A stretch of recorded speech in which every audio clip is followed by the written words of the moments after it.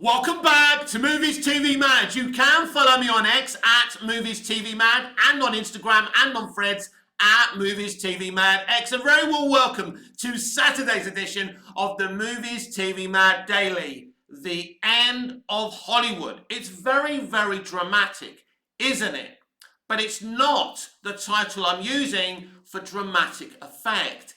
It is true. The end of Hollywood is here. At the very least, it's coming in a cinema near you very, very soon.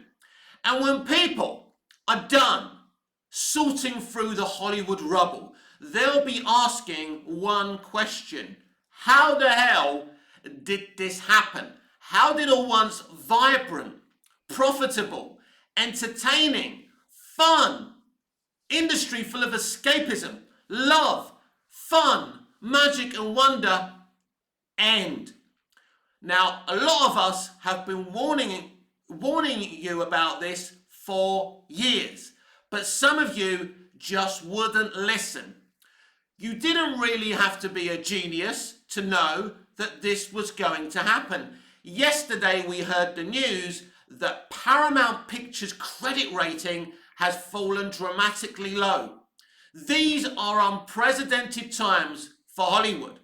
But if you read all the trades, all the access media, they will try and wash away the blood of these Hollywood studios. They'll blame the strikes, the pandemic. No.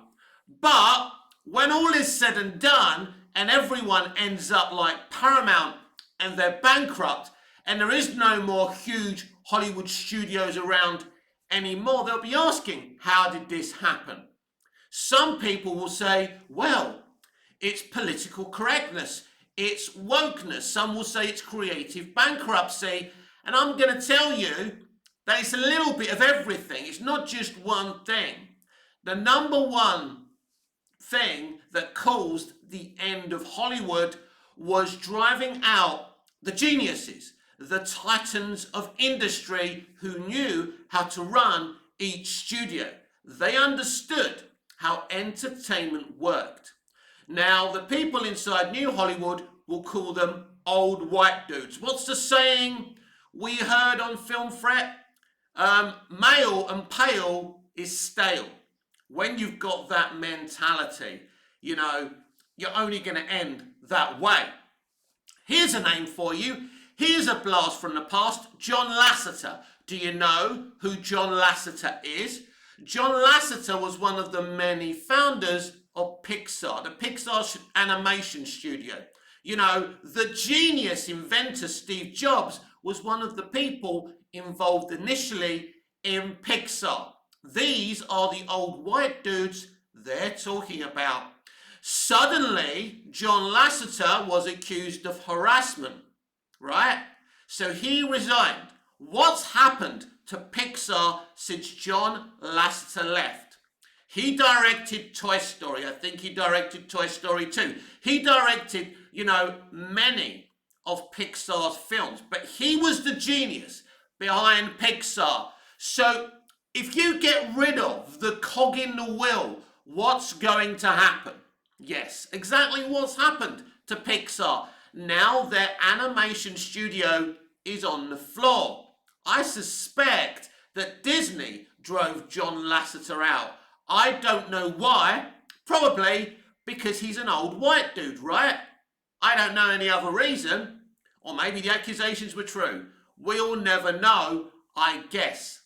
But what happened to John Lasseter happened everywhere in Hollywood. They drove out these white dudes, basically the titans of industry, and replaced them with check marks. Now, basically, what are check marks? Basically, women of colour, maybe minority people, maybe black people, brown people, Asian people. At the very least, if you're going to do this, replace the titans of industry with minorities who are also titans of industry. They didn't do that. Anything would do. It's all about representation and inclusion. And it doesn't matter if they're good at their job. You can't replace John Lasseter with some idiot who doesn't know what they're doing. And what does that idiot do? Well, that idiot that probably replaced John Lasseter wanted to replace everyone else at Pixar that was actually good at their job as well. And this is what happens. Slowly but surely, you don't have a functioning Pixar animation studio. Something so beautiful and so good is dead. Empires are destroyed from within. But when they are sifting through this rubble of why Hollywood ended, why every major studio, is on the floor and bankrupt and doesn't work anymore, they're not going to give you the answers. They're not going to give you the truth. They're gonna blame you, the audience. Yeah, it was the audience's fault, right? What was it the director of Supergirl said? I don't think we missed. We just think it wasn't what the audience expected. Blaming us, blaming the audience, right? Now, I like the Supergirl movie. I thought Helen Slater was amazing as Supergirl, but it was a flop, right? So there's a long line of Hollywood never admitting when they're wrong. But, this is not about an old geezer saying, well, in my day, entertainment was so much better and me fighting against progress. When we were getting 24, Smallville, Alias, Fringe, Lost and Prison Break, I admitted the television of the early noughties was better than the television than I grew up with. Even though I loved The Incredible Hulk, Knight Rider, A-Team, Airwolf, all of that, I admitted the production values of the early noughties shows was better and they were more compelling shows. I admitted that even though I loved those old shows. There was no denying it. I love progress. That was literally progress. All of a sudden, they were taking the money from the movie industry and injecting it in television because there was more money to be made. Why was there more money to be made? Because of binging. This was even before streaming, when people were buying whole seasons of 24 and Smallville and Prison Break and Desperate Housewives and binging them. There was real money to be made. Being Hollywood, they couldn't have a balance of great movies and great entertainment, so they took the money away from the movie industry and injected it in television. Now the quality of our television's gone down since those hefty days of Alias, Lost, Fringe, Smallville, 24, and etc. We don't get that kind of quality anymore. This is what happens when you drive out, as I say, the titans of industry. So one thing follows the other. Hollywood became utterly extreme. Look at what's happened to poor Melissa Barrera being fired from the Scream franchise. Now, I loved the first Scream by Wes Craven. I never thought there was any need to keep on making Scream movies, but it's Hollywood, right? If something makes money, they're going to keep on making it. I'm actually quite happy what's happened to this newly formed Scream franchise. I call it karma. They killed off Dewey, right? Basically because he was a guy and they wanted a new movie franchise of all girls together. The Scream stans tried to deny there was a problem, between, actresses like Melissa Barrera and the actress who plays Sidney Prescott. Now, she was in an interview, Melissa Barrera, yesterday. She wouldn't answer any questions on her. Very, very interesting. Well, it's not, because I said this, that they weren't talking, right? So one minute you've got these really brilliant, Latino female actors like Melissa Barrera and Jenna Ortega. Now they're not there anymore and they're being replaced by white people. So that's really ironic, isn't it? Keep on talking about representation and inclusion. But my point is about Melissa Barrera is they fired her basically because she supports Palestine. She didn't say anything bigoted or anything wrong. She supports Palestine. She was fired for that very reason. This is where we are today. If you don't goose step with them, you're out. And there's no right to reply. There's no kind of outside force policing Hollywood, so this young lady can do them for wrongful dismissal. She has to move on. And who's going to employ her now? Well, none of them. None of them, not because she's not a good actor, not because she's not a good girl, not because she's not a nice girl, not because she's not easy to work with, because of her views. Now, this is happening all the time now. Firing people for what they say on the internet. It's insane. So no wonder they don't have an industry anymore. And it's election year, so of course they're going to be talking about Trump and Biden, right? They're not going to be talking about their movies, their marketing, being excited for their movies. They're going to be talking about Biden and Trump. You want to hear about that? Do you care? If a Hollywood producer, director, or actor tells you to vote a certain way, are you going to do it? No, of course not. What right and expertise have they got on politics? What right have they got to talk down to you and me about politics? They're not experts, but they keep on making these big speeches about politics. Rob Reiner, one of my favourite directors, by the way, who directed one of my favourite films, A Few Good Men, was saying, I'd love to cast Taylor Swift in my next movie, but I'd rather her give Biden the okay. This is what they think of you. They think one thumbs up for Biden from Taylor Swift, and you're going to go, yes, Taylor, we will vote the way you want us to. And this is where we are today.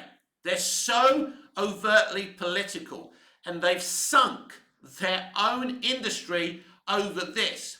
I mean, I can't go down my feed without negativity. We've got that lunatic, Kristen Stewart, talking absolute nonsense in interviews. They're always complaining about each other, about us. Entertainment has become so utterly negative because we live in such a negative world. But when I was growing up in the 70s, just after Richard Nixon left office, a very depressing time for the world. Vietnam, right? We got Superman 78, we got Star Wars: A New Hope. They try to distract us from the real world because they know in terms of mental health, it's very important to escape. In the Second World War, soldiers were reading DC Comics. They were reading Superman. They were reading Wonder Woman. It helped them escape from their brutality, their reality, their brutal reality. Everyone needs an escape, but we're switched on all day and all night on social media. All the depressing shit, people arguing. And even in the films, it's all about realism. I've spoken about that before. So when they're sifting through the Hollywood rubble and wondering what went wrong, this is what went wrong. You drive out good, talented people because of their gender, because they had dangly bits, the colour of their skin, and you replace them with people just because of the colour of their skin. How can that work? How can that work? This is not a parameter how you run a consumer-based business. It can't work. It's not working. As I said, this is not about an old geezer saying, in my day, things were a lot better. This is an old geezer saying, wow, this is unprecedented. This is unbelievable. But the reality is this was coming. We're talking about an industry founded by people like Buster Keaton and Charlie Chaplin. Now, if you watch a documentary or biopic on Chaplin, you'll see that he wasn't a perfect person. He was dating women a lot younger than him. But we're not here to talk about that. We're here to talk about a pioneer. These were pioneers focused on entertaining people and uplifting people. This was the basis of the invention of entertainment.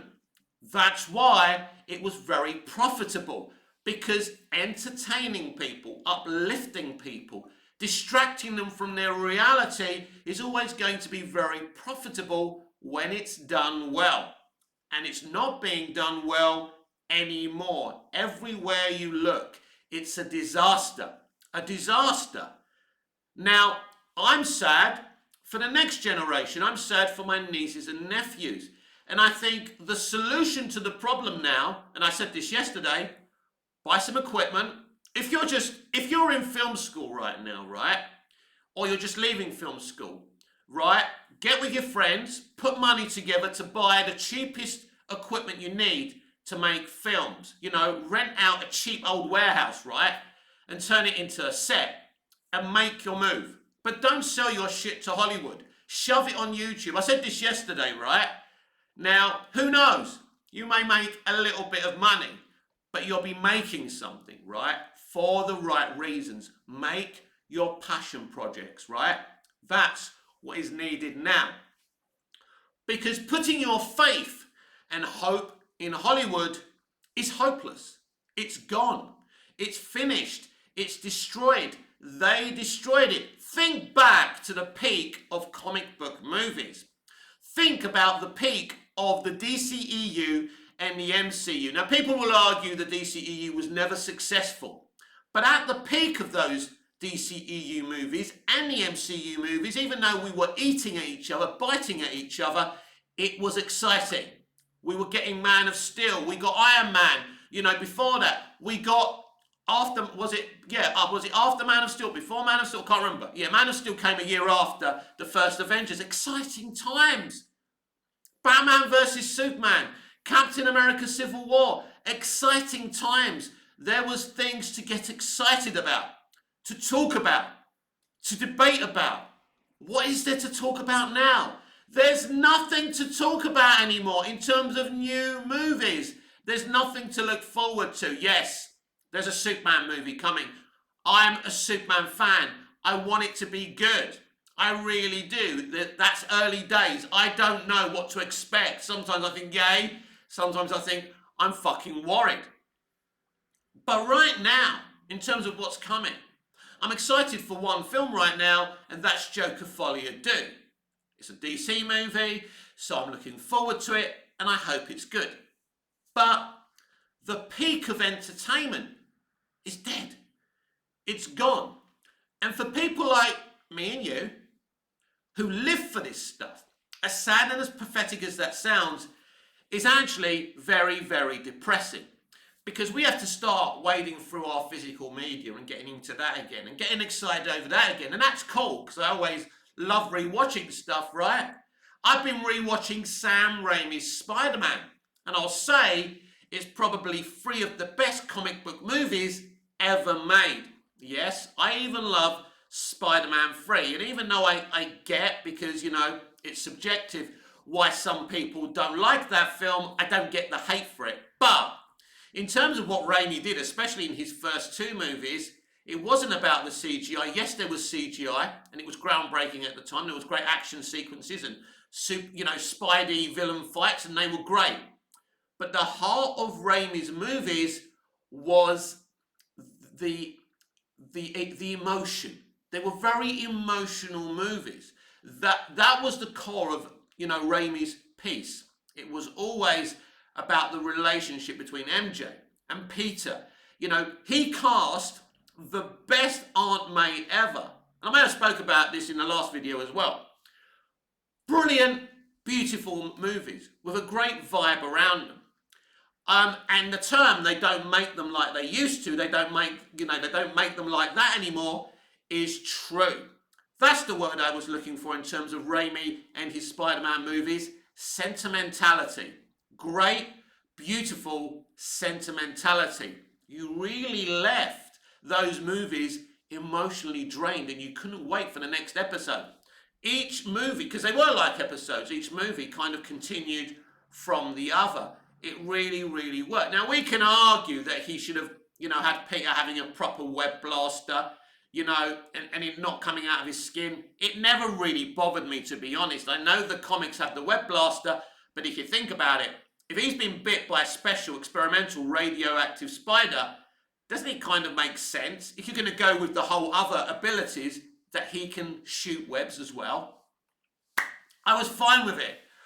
But, you know, it was beautiful. And I've been listening to all of the director's commentary for those movies as well. Actually, the third movie actually has the cast and director, and it's very, very interesting listening to what they had to say about that movie. I don't know when they did that commentary. Surely it must have been before the reviews of that movie and the reaction.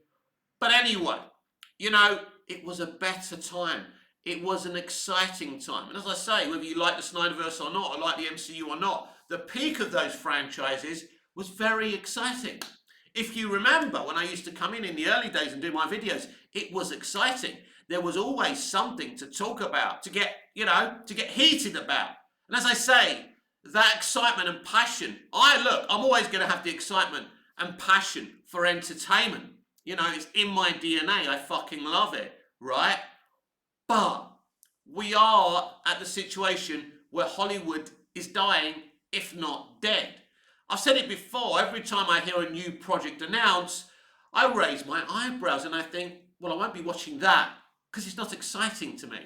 Because it's all the fucking same. We're now getting actors penning deals for streaming services, right? And you think, where are you going to find the money to pay for this? Well, they're risking their platforms, hoping those big names will bring audiences to streaming, because there's not a lot of profit to be made from streaming. If only they realized that before they invested millions upon millions, maybe billions, in streaming. It's got to be, New Hollywood has got to be the dumbest business that there's ever been. It was obvious that cinema was always going to be more profitable than streaming. And streaming's a good thing, but you kind of treat it like a video service, basically. It's an add-on to cinema. They wanted to replace cinema with streaming. That was never, ever going to work. That is not working. And it's not going to work, but they keep on sinking more and more money in it. It goes back to the thing where they won't admit when they've made a mistake. They'll keep on investing more and more money to prove that they're right and we're wrong. And we're not wrong, right? It doesn't take much to see where Hollywood is going wrong. And it's not just one thing. That's the problem. There's a lot of kind of things that have to happen for a vibrant industry to sink itself into the ground. And it's pretty obvious. I can see it. I can read it. It's not going to get any better. And these big studios are going to go under. Where before they were vibrant, they were making good creativity, they were being run by titans of industry. There's not the money anymore because they're not making the money. They can't lure people back into cinemas. They're trying to embarrass people. They're trying to beg people to go back and support movies. What's happening now? We're getting a lot of older movies from the bygone era being released in cinema because people ain't going to watch new shit. It's reboot after reboot, relaunch after relaunch for brand new audiences. The films are getting worse, and so is the television. We have Russell T Davies trying to justify why they did the partnership, why Doctor Who did the partnership with Disney, because the audience have no trust in the Disney model any longer. He's talking about the destruction of the BBC, the end of the BBC, so it had to happen. Why with Disney, Russell? And how much money is Bad Wolf, your production company that you co-own with Jane Tranter and Julie Gardner, going to make out of that? As I say, he was blocking fans on Instagram for disagreeing with him for taking Davros out the wheelchair. I may have mentioned this yesterday as well, but he does a big kind of media interview about this Disney thing. That means he's worried. They're all worried. They're all panicking because they're being exposed by ordinary consumers. There's Nerd Roddick, who's just amassed over 1 million subscribers, that spends his content on exposing modern day Western English-speaking entertainment, not just Hollywood, the BBC as well, Doctor Who as well as, what he did with Rings of Power. And even though I don't agree with his politics, in terms of what he says about entertainment, is bang on the money. He and many others have exposed this industry. They're on the floor. Now, they'll try and put the brave face on and pretend everything in the garden is rosy. We spoke about Euphoria yesterday. What did they do? They've got Variety to put out a bunch of stories about why Euphoria Season 3 has been delayed. Apparently the showrunner came with a script that put certain people in the background. So certain actors didn't like it, which basically means they vetoed the guy's script. Now, let me be clear. It's good to have actors' input into what you're doing, but when they can veto your scripts, that's a bit of a problem. I wasn't going to mention her name, but it's Zendaya. Zendaya wasn't happy that she was put into the background of Euphoria. We all know why she has the power to veto the man's script. And it isn't because she knows what she's fucking talking about. She didn't want to be put in the background. But is any of that even true? Or is my original theory that they just got no fucking money and they're going to try and sell WB next month the real reason? It seems a bit weird that this showrunner, who, that made this show so big, that had Zendaya in the forefront, suddenly would have her in the background and there would be, disagreements about the creative direction. It seems like a bit of a blag to me, and I'm sure it does to you. And this, my friends, is modern day entertainment, run by people who don't have a fucking clue because they drove out the adults, the white men, out of the building. How is that working out for you? What's it like knowing that John Lasseter made some amazing, groundbreaking animated movies, and now your studio, your production company, your content is a load of shit? As I say, if he was harassing women, right? If he was forcing himself on women, he should actually be in prison. But that doesn't happen in Hollywood. They just fire them, right? And then they hide away for a few years and come back out. It's insane. People say Nickelodeon should do an investigation about, this exposure of people, children being sexualized. It shouldn't be Nickelodeon doing the investigation. It should be the fucking police, but you can't trust the LAPD. They're in Hollywood's pockets anyway. The whole thing is a fucking mess. And it's finally burning to the ground. That's the truth. It's inevitable, everyone. You can't run a business on the parameters that these people run it on. Hollywood, at the very least, when they were making things, were putting love into what they were making. Even though there was toxic goings on. I'm not denying those problems. But now, entertainment is made with hate instead of with love. And as I said, when you're making things for me and you, the consumer, but then you attack the very hand that feeds you, it's only going to end in tears. When you say, "Are you complaining about the moldy cheese I'm selling you? How dare you! Get on your knees, you little peasant. Why are you complaining about moldy cheese? Sit on that fucking toilet and have the diarrhea all day and stop moaning, you bitch." That's what they like. That's what they believe. This is where we are now. Always going to end in tears. It has ended in tears. And people will be sifting through the rubble, still being in denial, still blaming people like you and me. It's not our fault. I shouldn't have to consume crap. And I won't consume crap because I'm not getting any younger and I'm not going to waste my life watching their shit being talked down to by feminists and extremists and activists. Activists have invaded Hollywood. Yes, they were always very politically extreme, but they put, making money and making great films and television before their extremism. Now they can't keep their mouth shut.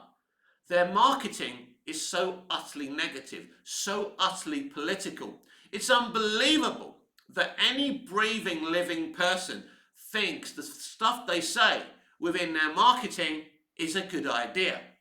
But they do. And they're doing it. It's even worse this year, as I say, because it's election year. So it's only going to get worse.